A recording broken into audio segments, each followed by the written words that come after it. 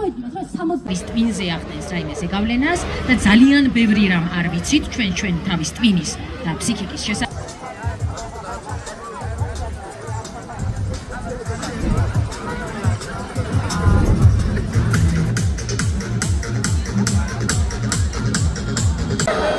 Я вам сказал, чем надо. Ну, типа, банк.